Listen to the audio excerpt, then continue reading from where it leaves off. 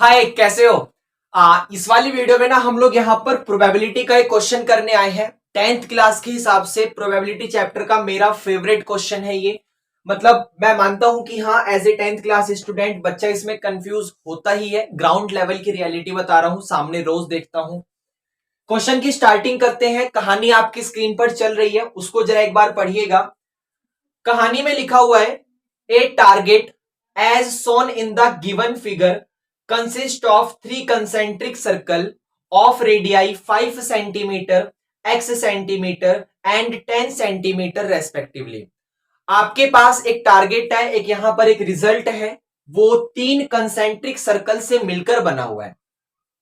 सबसे पहली बात आती है कि भाई कंसेंट्रिक सर्कल क्या होता है। तो कंसेंट्रिक सर्कल हम लोग उसे कहते हैं जिसका सेंटर तो कोई एक है लेकिन रेडियस अलग अलग होती है। जैसे देखो, ये सबसे पहले 5 सेंटीमीटर वाली रेडियस तो एक सर्कल बन गया, फिर x सेंटीमीटर वाली रेडियस तो दूसरा सर्कल बन गया, फिर 10 सेंटीमीटर वाली रेडियस तो तीसरा सर्कल बन गया। मतलब सेंटर चेंज नहीं हुआ लेकिन रेडियस चेंज हो गई और सर्कल अलग अलग बनते चले गए। तो उसको हम लोग कंसेंट्रिक सर्कल कहते हैं। यहां पर तीन कंसेंट्रिक सर्कल है। पहले वाले की रेडियस 5 है, सेकंड वाले की x है और थर्ड वाले की 10 है। आगे उसने लिखा हुआ है, if the probability that the dart, dart मतलब वो भाला, वो नहीं होता ऐसे पुराने उसमें हम लोग जो भगवान वगैरह वो ऐसे लेके फेंकते थे, या फिर जो पुराने जमाने में लड़ाई वगैरह होती थी उसमें यूज होता था डार्ट, उसको भाला कहते हैं। कि if the probability that the dart thrown lands on the shaded region is 39/100, find X. मान लीजिए आपने किसी डार्ट को थ्रो करा, तो डार्ट को थ्रो करने के बाद वो इस शेडेड रीजन के अंदर जाकर ही गिरेगा। आपने किसी डार्ट को थ्रो करा तो थ्रो करने के बाद वो इस छोटा सा जो ये शेडेड वाला पोर्शन है ना, ये वाला पोर्शन नहीं, ये वाला पोर्शन नहीं, सिर्फ ये वाला पोर्शन, सिर्फ ये वाला पोर्शन, इसको हम लोग कहेंगे शेडेड रीजन। तो वो इस वाली जगह के अंदर जाके गिरेगा। इस चीज की प्रोबेबिलिटी हमें दी हुई है 39/100। तो बताओ x की वैल्यू क्या होगी। क्वेश्चन कहानी समझ आई? अब सबसे पहले हम लोगों को यह पता है कि भाई शेडेड रीजन की प्रोबेबिलिटी तो पता चल गई, जो शेडेड रीजन है उसकी प्रोबेबिलिटी तो पता चल गई 39/100। शेडेड रीजन की प्रोबेबिलिटी पता चल गई 39/100, वो उसने दिया हुआ है। अब हम लोगों को यह सोचना है कि अगर हम लोग शेडेड वाले पोर्शन का, देखो यहां पर सबसे पहले जब वो डार्ट जाके उस शेडेड वाले पोर्शन के अंदर गिरेगा तो ये कोई ना कोई जगह तो होगी भाई, ये कोई ना कोई जगह तो होगी। इस छोटे से पार्ट ने कोई ना कोई जगह तो कवर करा ही होगा। अब कोई रीजन अगर कोई ना कोई पार्ट कवर कर रहा है, इसका मतलब उसने कुछ ना कुछ एरिया कवर करा हुआ है। क्योंकि मान लीजिए जैसे ये मेरी जो बुक है वो इस चीज के, आपको टेबल वगैरह नहीं दिख रही होगी, मान लीजिए मेरा ये हाथ है वो इस बोर्ड के ऊपर ऐसे रखा हुआ है, तो इसका मतलब इस हाथ ने कुछ ना कुछ पार्ट तो बोर्ड का कवर कर रखा है ना, इसका मतलब ये एरिया की बात कर रहा है। तो वॉल्यूम की बात नहीं हो रही क्योंकि वो 3D वगैरह में आ जाता है। तो इसका मतलब हम लोग यहां पर क्या करेंगे, हम लोग अपने शेडेड वाले जो हमारा पोर्शन है, जो हमारा ये शेडेड वाला पोर्शन है, ये शेडेड वाले पोर्शन में ही डार्ट जाके गिरना चाहिए, वो भाला जाके गिरना चाहिए। मतलब ये शेडेड वाला पोर्शन हमारा फेवरेट है, क्योंकि अगर हम लोग किसी इवेंट की प्रोबेबिलिटी निकालते हैं तो फेवरेट वाले पार्ट को टोटल वाले पार्ट से डिवाइड करते हैं, number of favourable outcomes upon total number of outcomes. इसका मतलब ये जो शेडेड वाला पोर्शन है, ये शेडेड वाला पोर्शन हमारा फेवरेट है। मैं यहां लिख देता हूं, ये जो शेडेड वाला पोर्शन है, ये शेडेड वाला पोर्शन हमारा फेवरेट है। इसका मतलब हम लोग इस शेडेड वाले एरिया को डिवाइड कर देंगे टोटल एरिया से। और टोटल एरिया पता है हमारे सामने ना, ये पूरा का पूरा सर्कल है। बच्चा यही कंफ्यूज होता है, उसको लगता है कि चलो मैं शेडेड वाला एरिया निकाल लूंगा। कैसे निकलेगा पहले उसके ऊपर बात करते हैं, फिर टोटल की बात करेंगे। आ जाओ, अगर मान लो मैं आपसे बोलूं कि भाई शेडेड वाला एरिया कैसे निकलेगा, तो उसके लिए आप एक काम करो। देखो सिर्फ इतना सा निकालना है ना, ये अंदर वाला तो नहीं निकालना है ना। तो एक काम करो, मेरी चौक को ध्यान से देखना। ये जो सेकंड नंबर वाला सर्कल दिख रहा है ना आपको, ये जो सेकंड नंबर वाला सर्कल आपको दिख रहा है, इस सेकंड नंबर वाले सर्कल में से ये फर्स्ट नंबर वाला सर्कल माइनस कर दो, हटा दो। भाई सेकंड वाले सर्कल में से ये देखो 3 सर्कल है, ये बाहर वाला, ये उसके अंदर वाला और ये उसके अंदर वाला।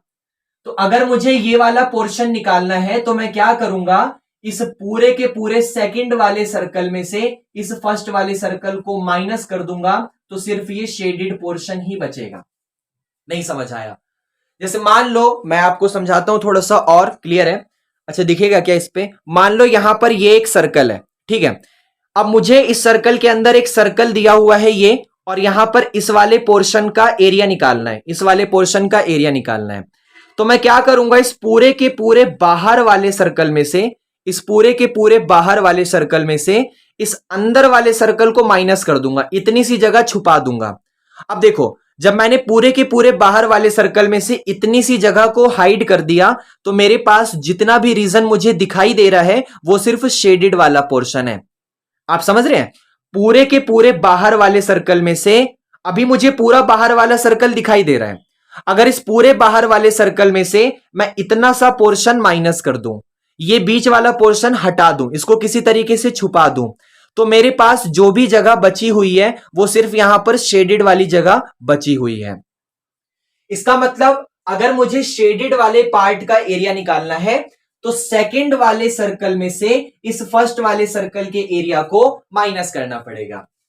अगर मुझे एरिया ऑफ शेडेड पोर्शन निकालना है तो सेकंड वाले सर्कल के एरिया में से फर्स्ट वाले सर्कल के एरिया को माइनस करना पड़ेगा।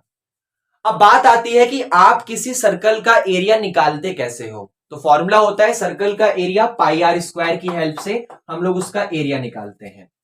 तो ये जो सेकंड वाला सर्कल है उसकी रेडियस कितनी है, x सेंटीमीटर। इसका मतलब हमारे पास रिजल्ट हो जाएगा पाई आर स्क्वायर, लेकिन सेकंड वाले सर्कल की रेडियस है x, इसका मतलब पाई x का होल स्क्वायर माइनस जो फर्स्ट वाला सर्कल है, ये जो फर्स्ट वाला सर्कल है इसकी रेडियस कितनी है 5, तो इसका मतलब पाई के साथ 5 का होल स्क्वायर। ये हमारा शेडेड वाले पोर्शन का एरिया आ गया।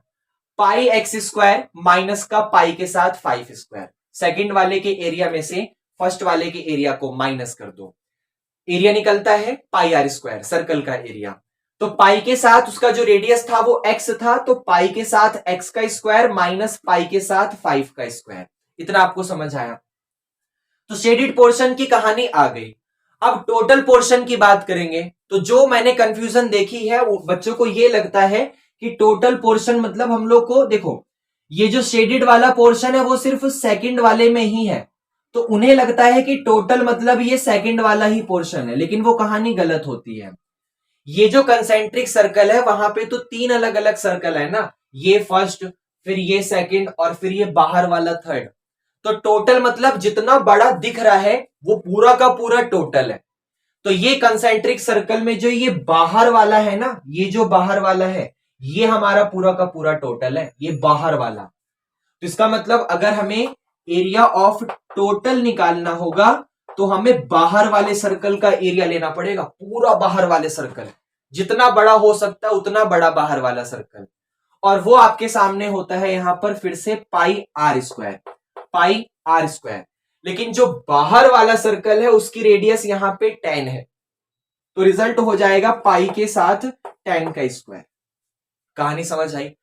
भाई हमारे पास बाहर वाले सर्कल की रेडियस 10 सेंटीमीटर है, तो एरिया हो जाएगा पाई के साथ 10 का होल स्क्वायर, क्योंकि पाई आर स्क्वायर होता है और रेडियस हमारे पास 10 है, मतलब पाई के साथ 10 का स्क्वायर।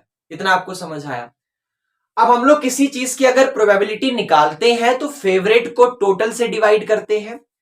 तो फेवरेट हमारे पास है यहां पर, फेवरेट को टोटल से डिवाइड करते हैं। तो फेवरेट हमारे पास है यहां पर पाई एक्स स्क्वायर माइनस का पाई 5 स्क्वायर, और टोटल हमारे पास है यहां पर ये पाई के साथ 10 का होल स्क्वायर। अब इसको प्रोबेबिलिटी उसने दिया हुआ है, वो ऑलरेडी कह रहा है कि शेडेड वाले की प्रोबेबिलिटी 39/100 है, तो हम इस चीज को 39/100 के इक्वल रख देंगे, क्योंकि हमने यहां पर शेडेड वाले की प्रोबेबिलिटी निकाली तो ये आया। अब इसको सॉल्व करेंगे तभी तो 39/100 आएगा, तो इसलिए हमने क्या करा, इसको 39/100 के इक्वल रख दिया। अब इसको सॉल्व करोगे तो एक काम करो, ऊपर से पाई कॉमन ले लो, ऊपर से पाई कॉमन ले लो, तो यहां बचा एक्स स्क्वायर माइनस यहां बचा 5 का स्क्वायर, और 5 का स्क्वायर होता है 25, और नीचे की तरफ पाई 10 का स्क्वायर, तो पाई के साथ 10 का स्क्वायर मतलब हो गया आपके पास 100, और यहां पर हो गया 39/100। अब 100 से 100 कैंसिल हो जाएगा, पाई से पाई कैंसिल हो जाएगा, तो आपके पास बचा एक्स स्क्वायर माइनस का 25 इज इक्वल टू 39। अब माइनस का 25 उधर जाके प्लस का हो जाएगा, तो x square is equal to आ गया 39 प्लस 25, और 39 और 25 को प्लस करोगे तो रिजल्ट में आपके पास x square is equal to, ये आपके पास हो जाएगा 64, ये हो जाएगा 64। और जैसे स्क्वायर हटाओगे अंडर रूट चढ़ेगा प्लस माइनस के साथ, तो जैसे ही प्लस माइनस के साथ अंडर रूट चढ़ेगा तो 64 का अंडर रूट 8 होता है, तो इसका मतलब रिजल्ट या तो प्लस का 8 आएगा या तो माइनस का 8 आएगा। अब जो उसकी साइड है, जो डिस्टेंस है, रेडियस, वो कभी नेगेटिव नहीं हो सकती, इसका मतलब वो जो सेकंड वाला सर्कल था एक्स, उसका रेडियस आपके पास यहां पर 8 सेंटीमीटर आ गया। ये हमारे पास क्वेश्चन की कहानी थी, ज्यादा कुछ हार्ड नहीं था, लेकिन क्वेश्चन थोड़ा सा अच्छा था। क्या अच्छा था कि भाई शेडेड वाले का एरिया कैसे निकलेगा, तो सेकंड वाले में से फर्स्ट वाले के एरिया को माइनस कर दो, टोटल का एरिया के लिए पूरा बाहर वाला सर्कल लेंगे, क्योंकि क्या होता है कंफ्यूजन में हम लोगों को, क्या होता है, हम लोग शेडेड वाले का पार्ट तो ले लेते हैं, लेकिन प्रोबेबिलिटी जब निकालते हैं ना, तो फेवरेट को टोटल से डिवाइड करना होता है, और बच्चे यहां इसमें कंफ्यूज हो जाते हैं, या आधे तो इसे लेते ही नहीं है, वो फेवरेट ले लेते हैं ऊपर वाला और उसको इसके इक्वल रख के एक्स की वैल्यू निकालते हैं, तो वो गलत हो जाता है। और आधे लेते भी हैं तो वो यहां पर सिर्फ यहीं तक लेते हैं, शेडेड वाले पोर्शन तक, जबकि असली में टोटल तो बाहर तक है ना। तो छोटी छोटी कंफ्यूजन है, उनसे बचिए। जैसा भी क्वेश्चन लगा कमेंट में फीडबैक दीजिए, कोई नया क्वेश्चन है ड्रॉप आउट करिए। Thank you.